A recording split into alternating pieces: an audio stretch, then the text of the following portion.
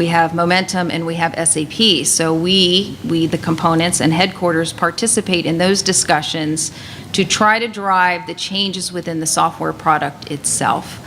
And we do have a very close relationship with Oracle to help them improve their product as we move forward with DNDO, TSA, and Coast Guard on that product as well. So we will get there. I think it's a big lift on you all, and you have been a great help thus far, and there's much more work to come, and we look forward to having your input within the PMO. Thanks, Christine.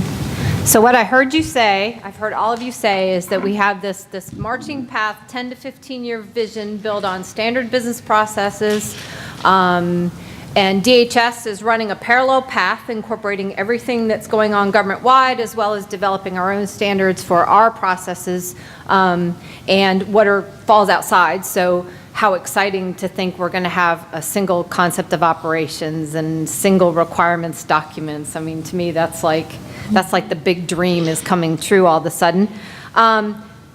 We also recognize, though, the solutions are still kind of in development as well, right? So there are all of these solutions, but none of them that I'm aware of, or maybe a few, were actually ever built intended for government. They were kind of customizing commercial solutions. But once we have all these standard requirements and we know all we're supposed to be doing in business, now we really need to make sure that those requirements go into products and solutions that are things that we can pick up and jump on, and they're going to meet our requirements. So I don't know, Dorothy, Andrea, sorry, right?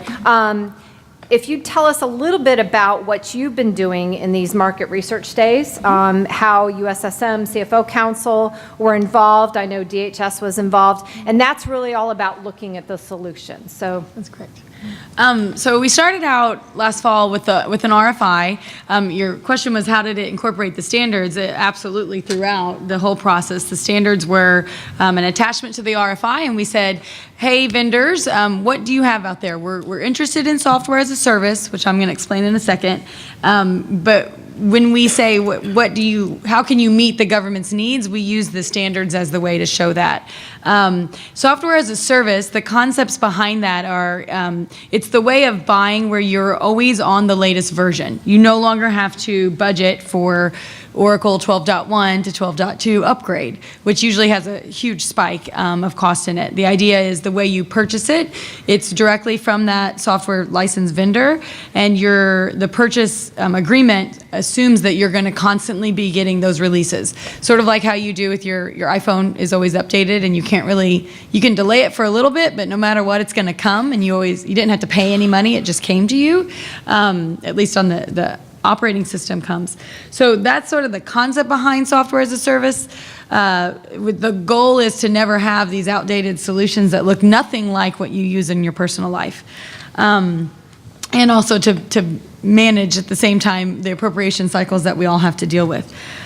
So we're interested in software as a service. We asked vendors, what do you have out there either currently existing or going to be available in the next 24 months? A lot of them came back and said we either have it right now or easily within the next 24 months.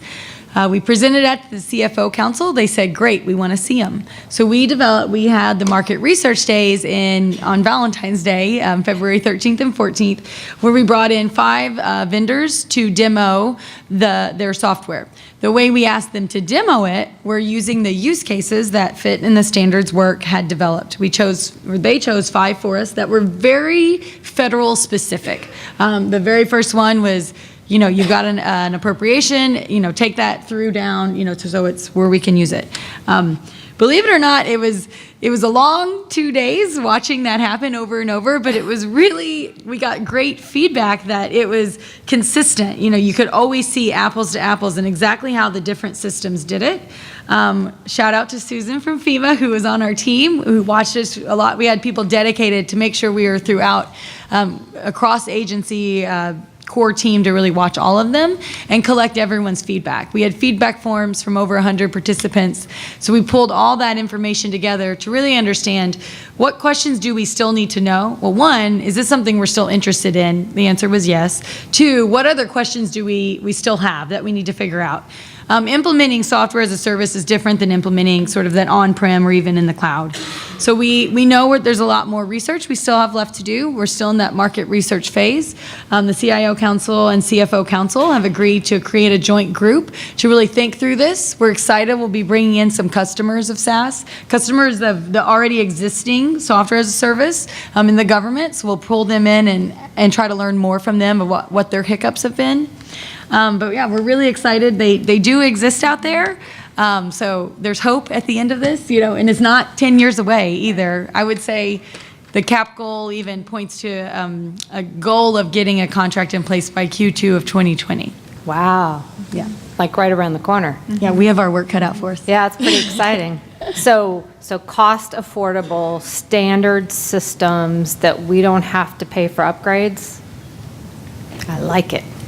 Now, it's not going to be super easy, right? There's a few things. There's going to be those regular releases. Just Right. like how you get annoyed when your phone updates on you, because maybe you told it to delay. And all of a sudden you have to upgrade every other app you have running on and all your phone. apps, or you have That's like right. a really great coupon at Ann Taylor, and your Yeah. you had your box, your shopping cart was full of everything you wanted to buy, and that thing upgraded on you, lost everything. That's annoying, and that kind of stuff.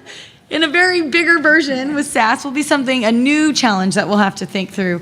But I think it's a challenge we can overcome, where the appropriation cycle and other things are a much more difficult thing to overcome for us. Yeah, And don't want to I think lose. it's also part of everyone's talking about we want modern solutions, more of what we have in our private lives, in our work lives, and we should, we should have those standards, and so this is part of it as well, as getting that innovation. And I think that's also why it's so important with the standards that they're very outcome focused, because we also don't want to be telling everyone how to do it, because as Andrea said, then it's just going to be like it is today, and we're not going to get the benefits of the innovation, and the cool things that are happening, with those solutions. And so processes may change, but hopefully for good outcomes. So there definitely will be a lot of change management and learning, but we think it will be worth it for the long-term benefits. Thank you. So Christine, I know we played in this software as a service, Yes. demos and so forth.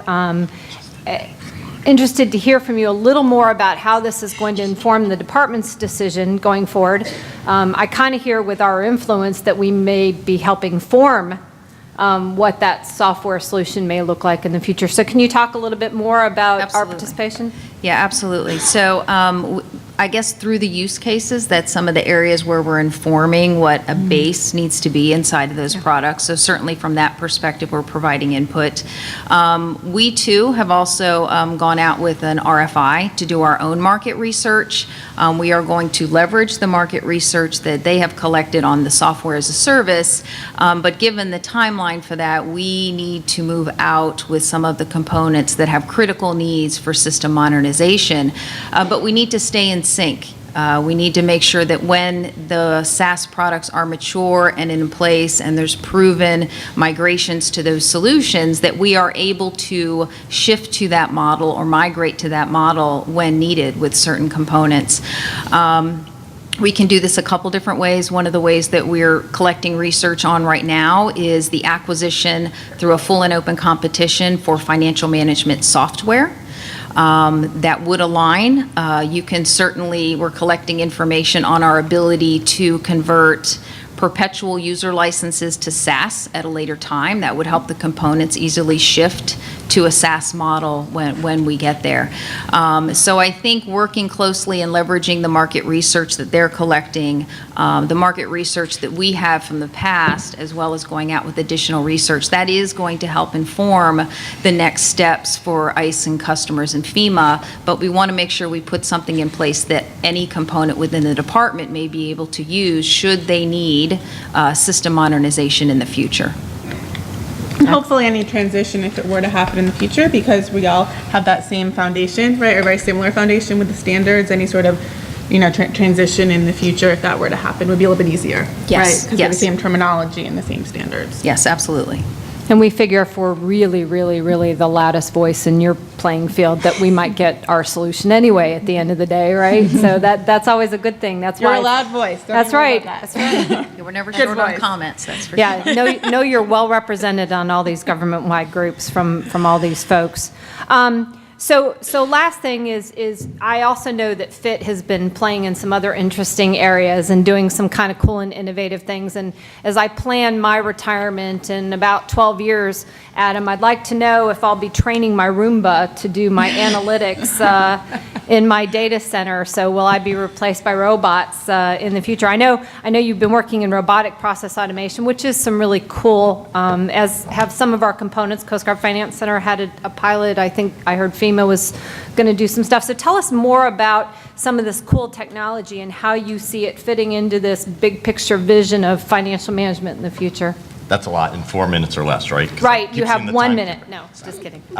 So one of the things that we do in FIT is try and explore new capabilities. Now, sometimes a new capability for the government is an old capability for other people. So robotic process automation, I think, is getting a lot of airplay right now, but it's been around a while. It's not necessarily a new capability. But we are looking at other things like distributed ledger technology. And I'm going to try and do this one because I have an example. But has anyone heard of distributed ledger technology?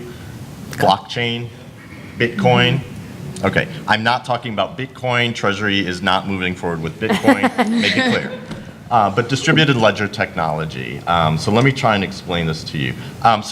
Before this meeting, I transferred $100 into Andrea's bank account. How do you know I'm telling the truth? How would you know I'm telling the truth?